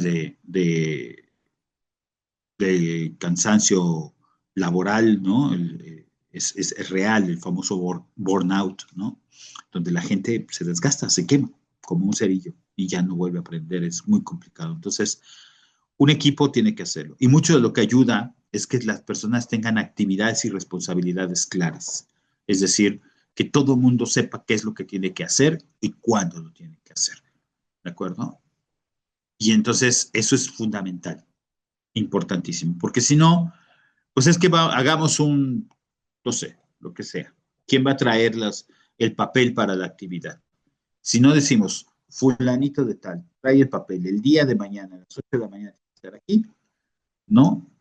Probablemente ese papel no esté, ¿no? Porque si, sí hay que traer papel, ¿y quién lo va a traer? ¿No quedaste tú de traerlo? No, no, fuiste tú, no, es que no, yo pensé que fulanita lo iba a traer. Me explico todas estas dinámicas que se presentan en la vida cotidiana. Y entonces, y que causan dificultades al interno del equipo y por supuesto en el proyecto. El liderazgo, mucho tiene que ser este liderazgo horizontal, este liderazgo donde fomenta la participación equitativa y la toma de decisiones compartidas. Si bien como líder es quien tiene la última palabra, es quien toma la decisión final. Por supuesto que puede ayudarse del equipo de trabajo y tiene que ayudarse del equipo de trabajo para tomar esa decisión. Y es una decisión que pone en consenso, que pone en discusión, que pone a través de todo esto, porque eso hace que las personas se sientan parte del proyecto, se comprometan y por lo tanto sepan qué van a hacer, sepan a qué van a estar trabajando, sepan exactamente qué es lo que estamos haciendo, ¿no? Y entonces eso ayuda muchísimo. Y finalmente la gestión del tiempo, que es aquí donde nos falla en muchas ocasiones, ¿no? Y donde a veces le damos tiempo al tiempo. Dijimos, no, pues sí, ahí la llevamos, ahí la vamos haciendo, ¿no? Y al final lo vamos dejando, y cuando nos damos cuenta, pues ya tenemos el tiempo encima y ya no nos da tiempo de hacer lo que tenemos que hacer. Entonces, utilizar, por ejemplo, cronogramas, ¿no? Ayudan muchísimo. El cronograma que ustedes quieran, la modalidad que ustedes quieran, ¿no? Hay cronogramas que se trabajan por semana, hay cronogramas mensuales, hay cronogramas anuales, hay diferentes metodologías para poder establecer estos lanzos y líneas del tiempo. El chiste, ¿no?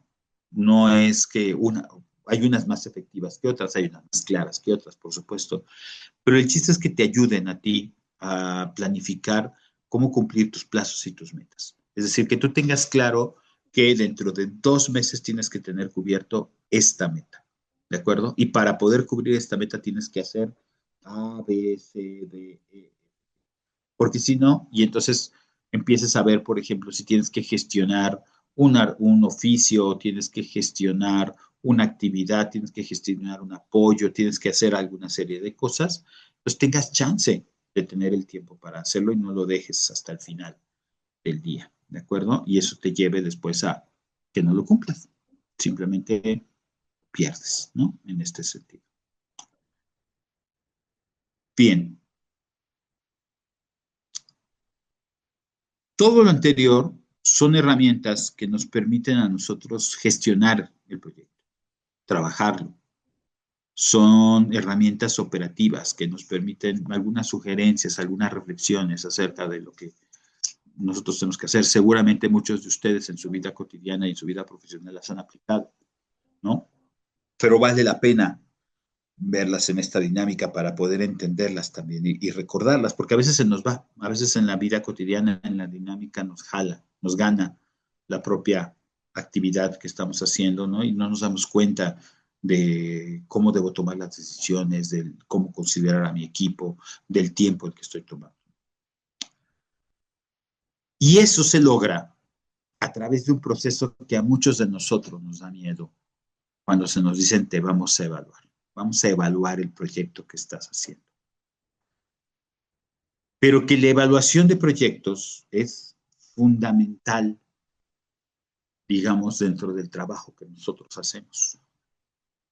Si yo no evalúo mi proyecto, no tengo mayores posibilidades de éxito. Porque no se trata tan solo de hacer, no se trata tan solo de organizarlo, hacerlo bien y hacerlo en tiempo. Se trata de saber si mi proyecto está funcionando, si efectivamente hace lo que yo digo que hace, ¿no? Se trata también de rendir cuentas, ¿no? Es decir, a ver, yo dije que iba a hacer estas actividades y aquí están, efectivamente están hechas. O me dieron tanto dinero por hacer estas actividades y aquí está invertido, ¿no? Me lo gasté en esto, me lo gasté en el otro. Evaluar te permite rendir cuentas, te permite decirle a la gente que estás financiando, a tus jefes, a lo mejor a tus patronatos o a tus directivos, ¿no? De, mire, esto fue lo que hice, esto fue lo que encontré, estos fueron los resultados, esto fueron las acciones, estas fueron las dificultades, en esto nos equivocamos, nos faltó trabajar en esta parte, te permite rendir cuentas, ¿no? Y eso ayuda a mejorar las intervenciones, ayuda a mejorar continuamente las intervenciones. Yo no puedo mejorar algo si no lo evalúo, ¿no? Y les ponía yo esta frase, lo que no se mide no se puede mejorar. Si yo no mido, si yo no evalúo mi proyecto, simplemente no lo puedo mejorar, ¿no? Y así pasan, nos pasa a muchas organizaciones que pasan los años y seguimos haciendo el mismo proyecto y nunca lo hemos evaluado. Nunca nos hemos detenido a evaluarlo en su profundidad. Y a veces seguimos haciendo las cosas sin saber exactamente por qué seguimos haciendo lo mismo, ¿no? Oye, ¿y por qué hacemos esta actividad? Pues porque así lo hemos hecho siempre. Han pasado muchos años y así lo hemos hecho. Cada año lo hacemos, ¿no te acuerdas? Pero ¿por qué le hemos cambiado? Tiene un efecto, ¿no? Este proyecto que yo estoy diciendo que está haciendo efectivamente, ¿lo hace o no? No lo sabemos. Entonces yo necesito evaluar.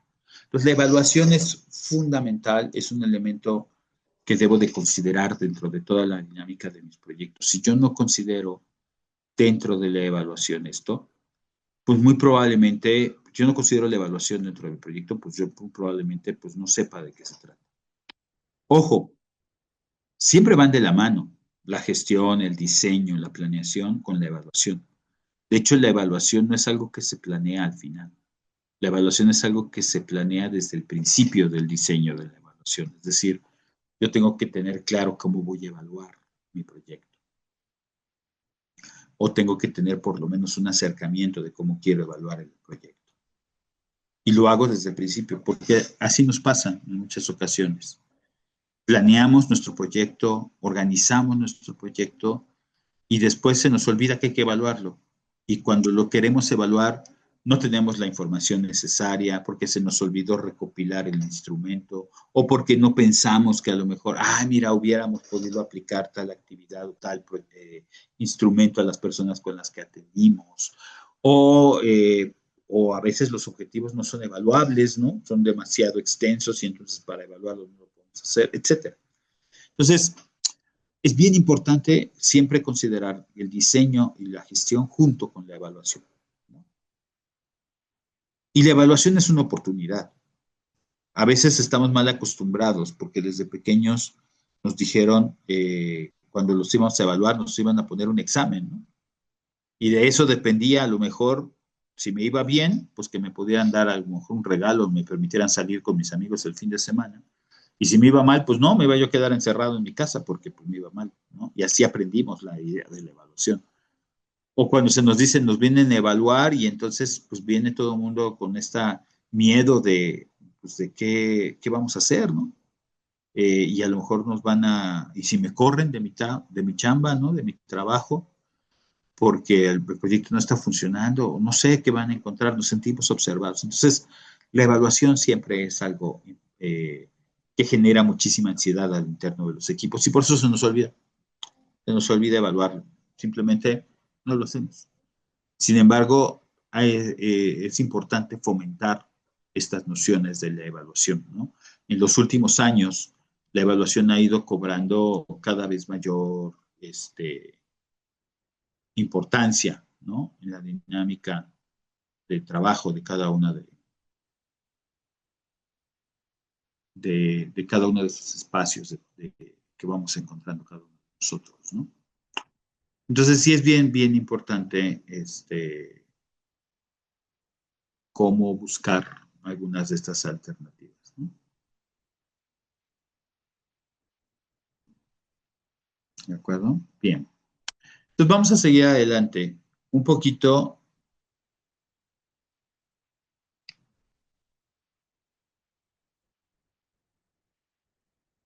¿Qué tipos de evaluaciones son las que podemos encontrar? Porque hay muchos tipos. Yo me voy a concentrar en tres tipos de evaluación, que son generalmente las más utilizadas en la historia, digamos, cuando trabajamos con nuestros proyectos. Son tres dinámicas que están ahí específicamente establecidas, ¿no? Hay más tipos de evaluación.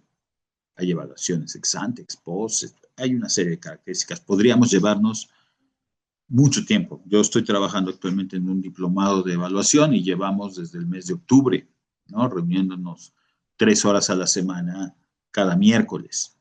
Entonces, justo hablando de procesos de evaluación de proyectos sociales. Entonces, imagínense, pues, toda la profundidad que podemos destacar de estas cosas, ¿no?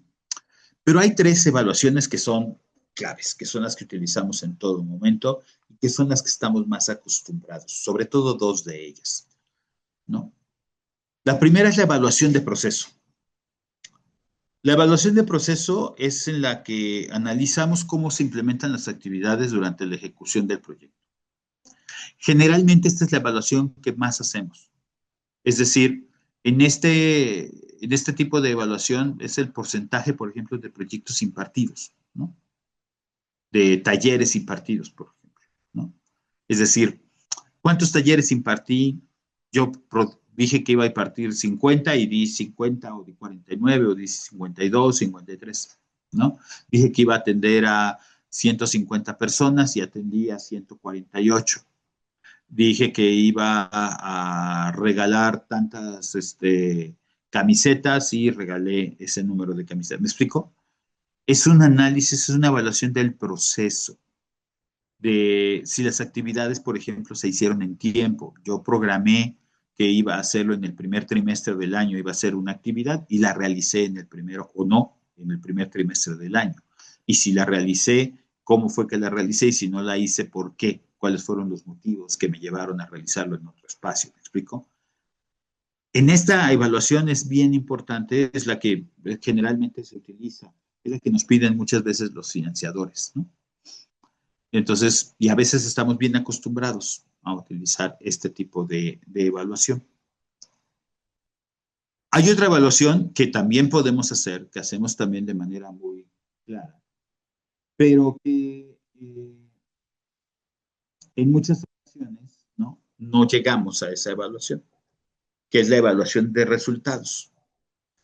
Es decir, ¿qué tanto cumplo mis metas y mis objetivos? Esto que yo dije, ¿no?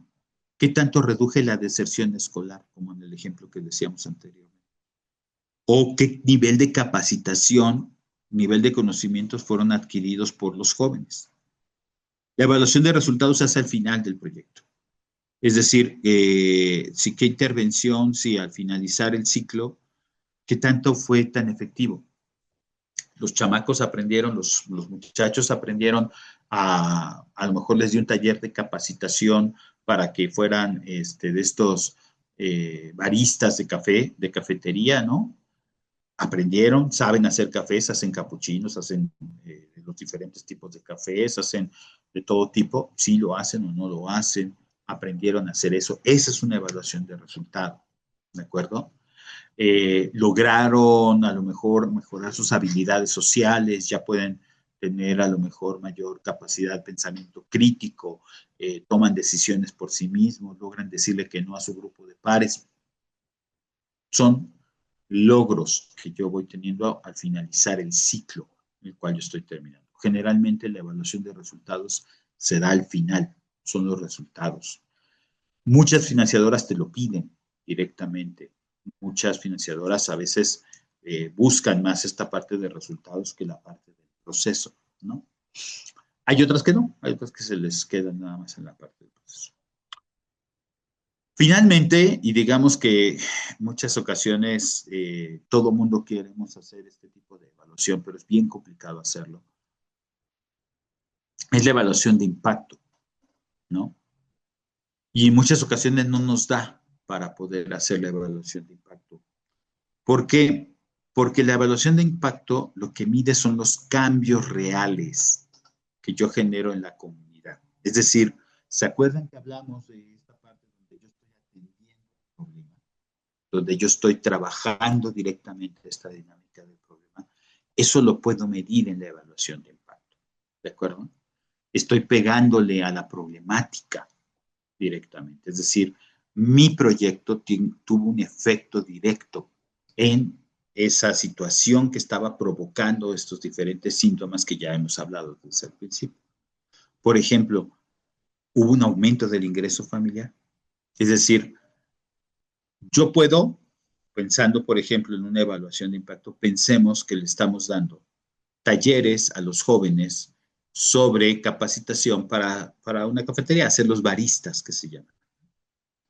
Entonces, yo le doy al joven una capacitación, le doy sobre elaboración de café, es decir, lo enseño a utilizar la cafetera, le enseño a utilizar cuáles son las medidas para hacer un expreso, para hacer un cappuccino, para hacer un latte, para hacer todo este tipo de cafés, le enseño el servicio, le enseño todo este tipo de cosas, a lo mejor le doy capacitación no solamente en ese sentido, sino le doy capacitación financiera, habilidades blandas, autoestima, le doy todo un taller también de cuestiones del SAT, de lo que tiene que hacer para pagar sus impuestos, de administración de empresas, es decir, le doy toda una serie de talleres, ¿no? Para ver qué es esto.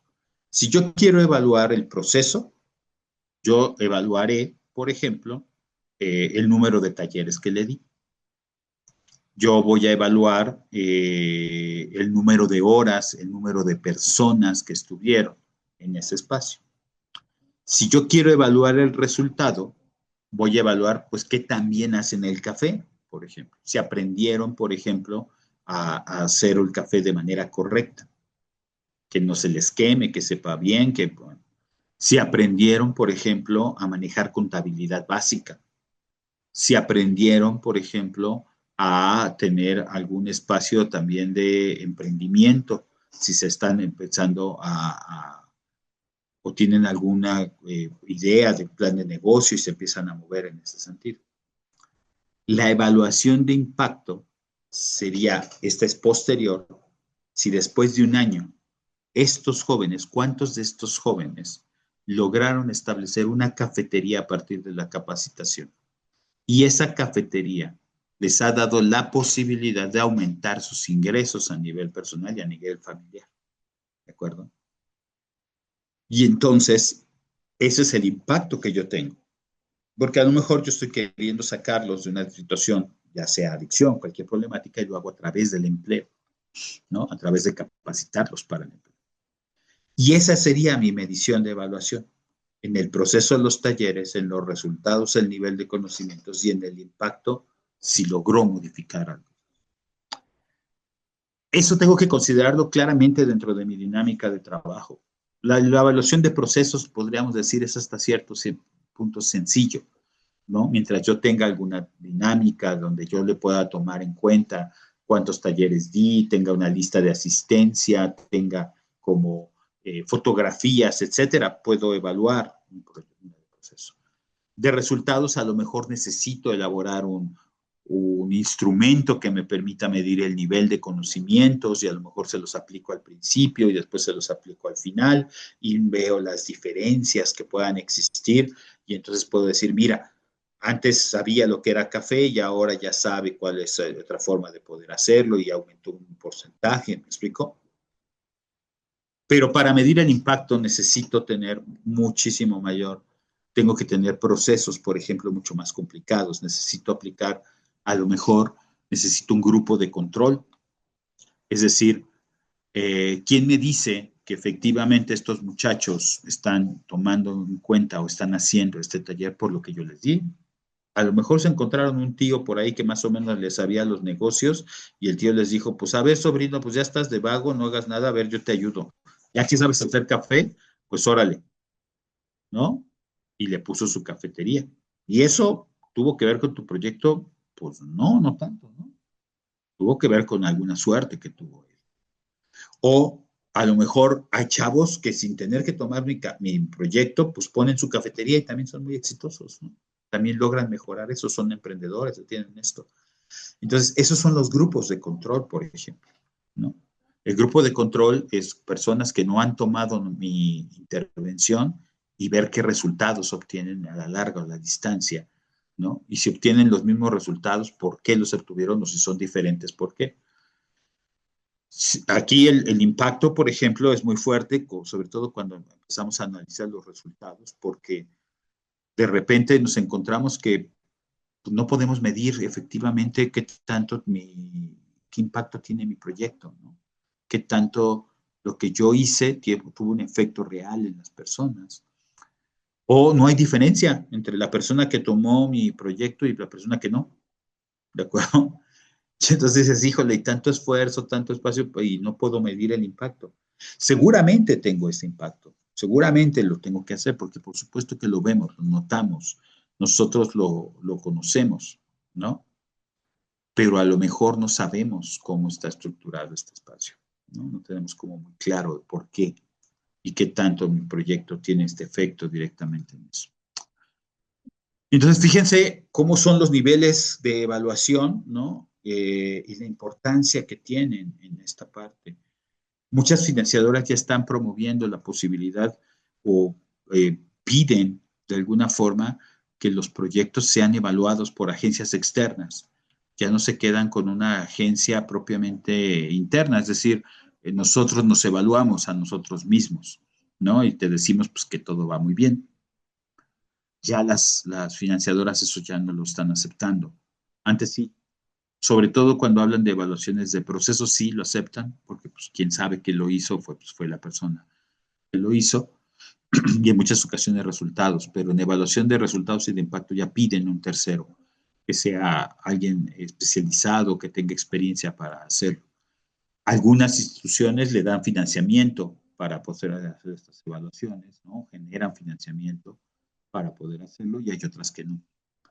Porque estos procesos, sobre todo la evaluación de impacto, son muy caros. Si tienen un impacto porque se necesita un nivel de especialización importante, pero que de todos modos es viable para muchas organizaciones si se van buscando las estrategias justo para poder establecer este tipo de actividades, ¿no?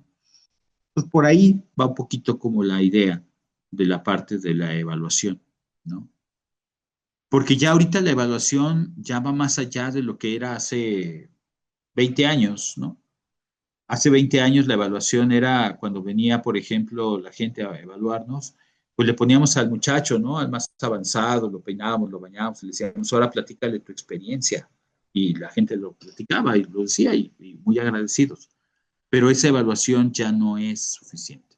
A veces es necesaria, pero ya no es suficiente. Muchas financiadoras nos están pidiendo estas cosas. Y evaluar, como dijimos, también te permite pues, presentarte, porque entonces tú puedes decirle a tus pares, es decir, a otras organizaciones o a otras financiadoras, mira, este proyecto tiene estos resultados y tiene este impacto. Y no es algo que a mí me late, no es algo que yo piense, no es algo que puede ser, es algo que una organización con esta experiencia, con este tipo de cosas, tiene la posibilidad de evaluar, ¿no? Me evaluó y me dijo, mira, tengo esta efectividad. Entonces yo sé que mi proyecto sirve para A, B, C y D. Y lo tengo completamente escrito y estructurado. Y eso ayuda mucho a los proyectos y a los financiamientos, porque entonces le da continuidad y te ayuda a la sostenibilidad y todo esto que hemos estado hablando ya desde hace.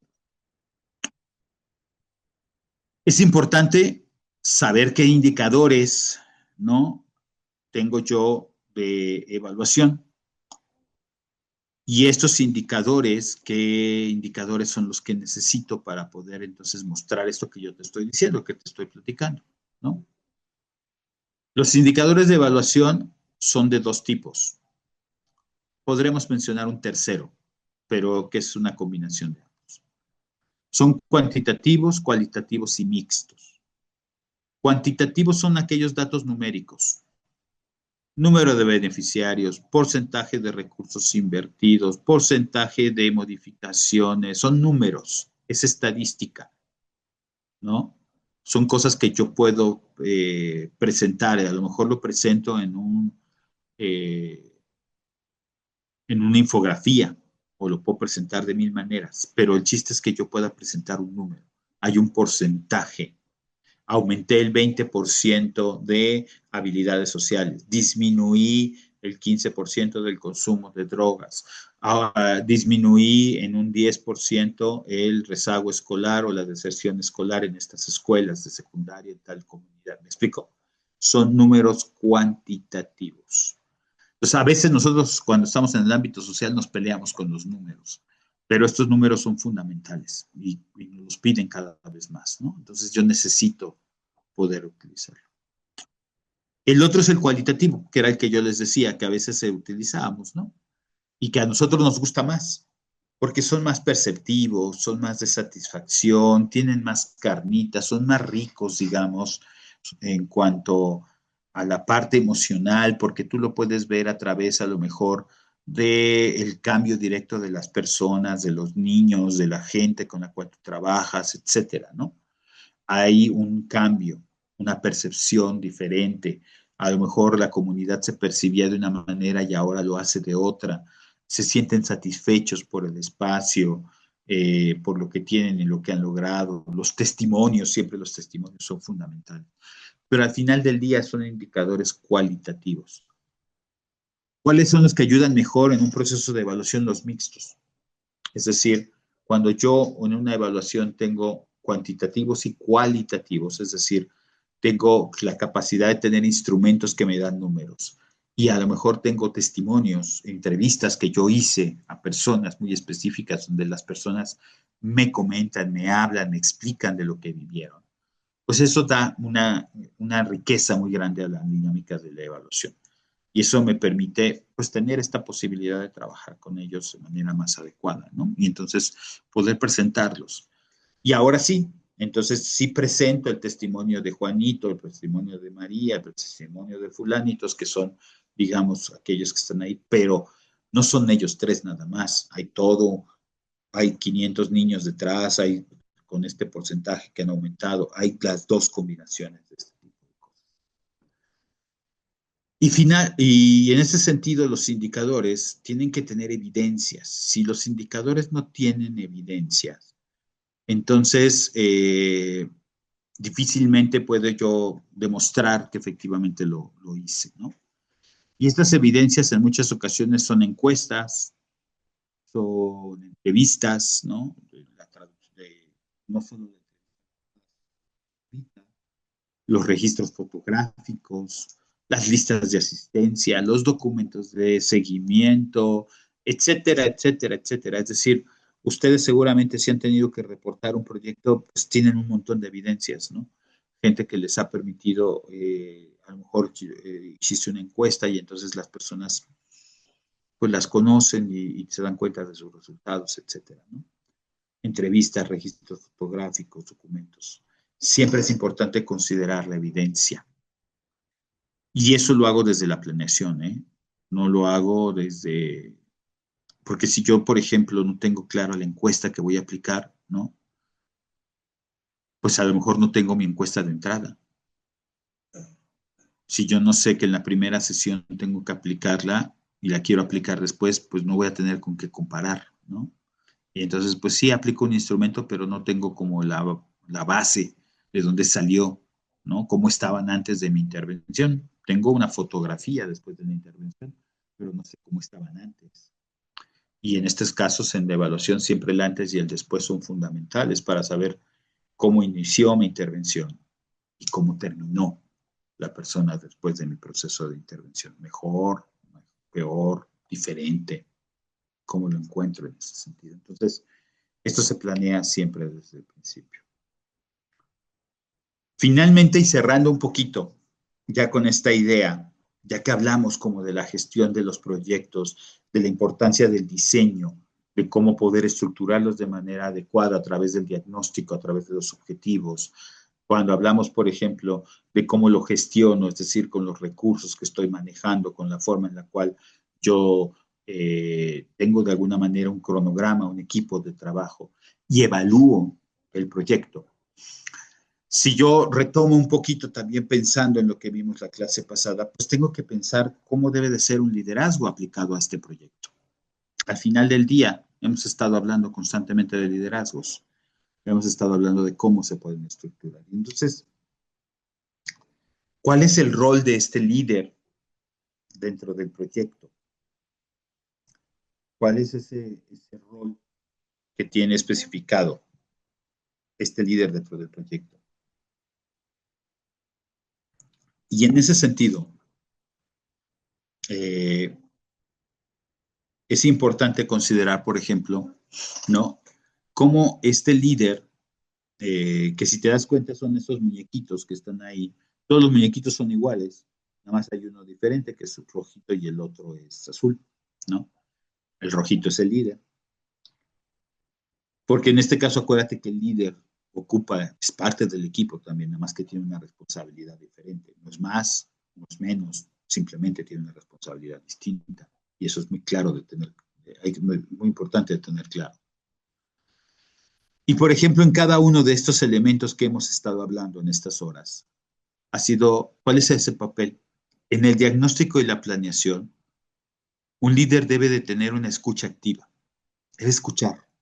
A veces tiene que quedar callado, escuchar, escuchar, escuchar. ¿Escuchar a quiénes? Escuchar a la comunidad.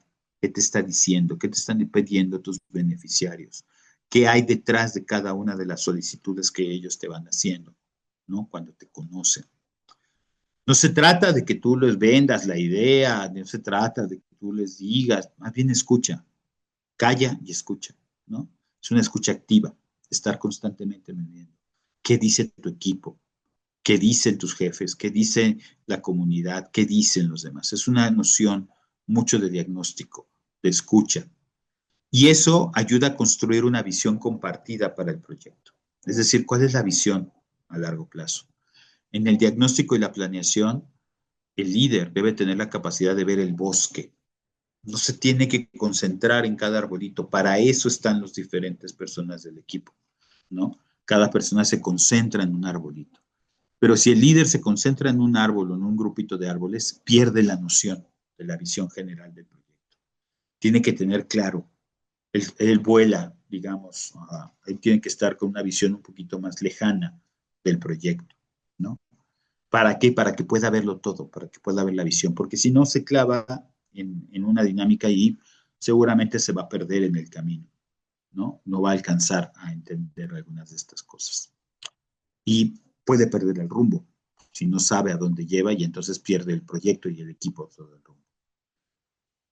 Cuando estamos ejecutando, ¿no? Tiene que tener un papel más de ejecución y coordinación. Ojo, ejecución y coordinación sobre todo. Coordina los equipos, gestiona los recursos, mantiene el enfoque en los objetivos. El líder no es el que va a ir a dar el taller. El líder no es el que va a ir a tomar lista ni aplicar el instrumento. No, no le toca. A él le toca coordinar los equipos. A él le toca coordinar que haya el responsable del equipo y que el responsable vaya y haga la actividad que tiene que hacer.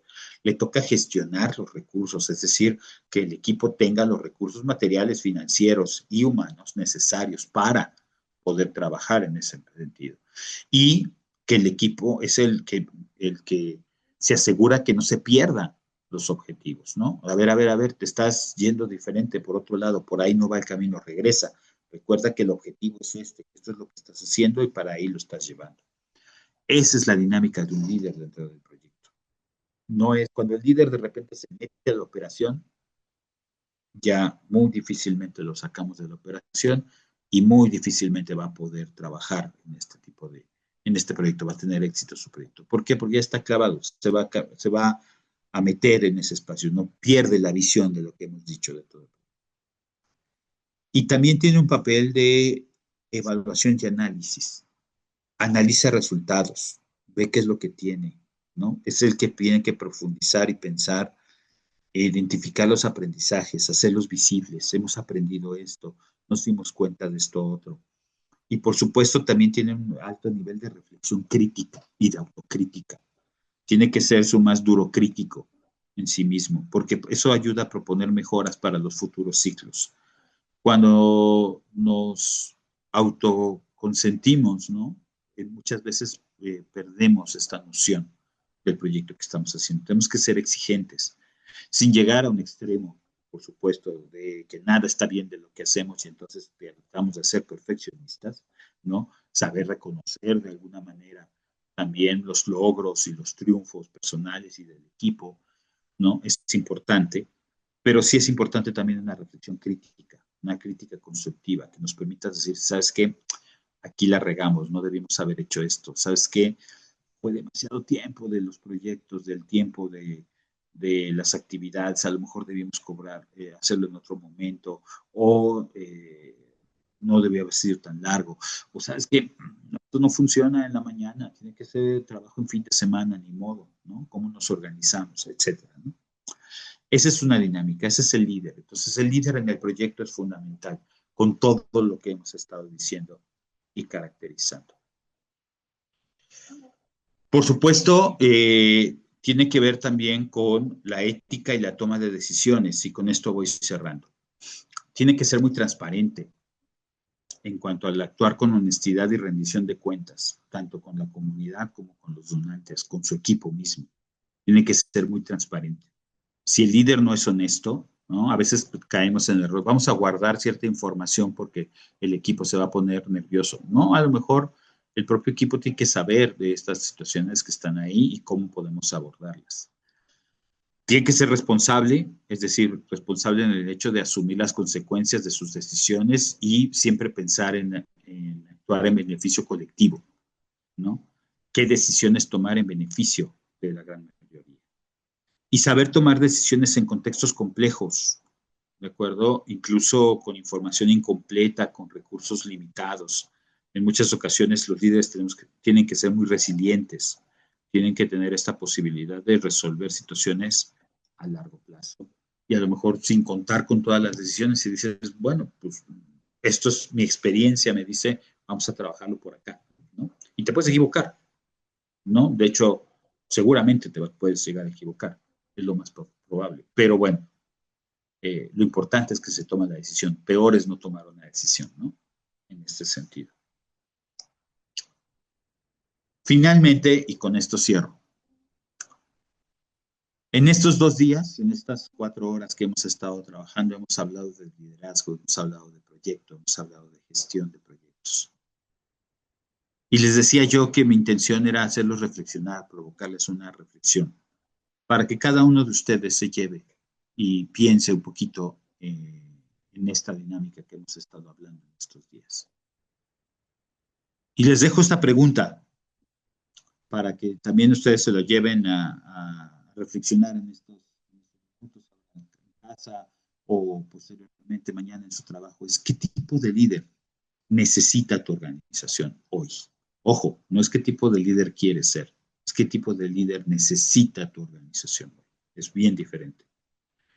Porque tu organización seguramente tiene muchas necesidades, como todas.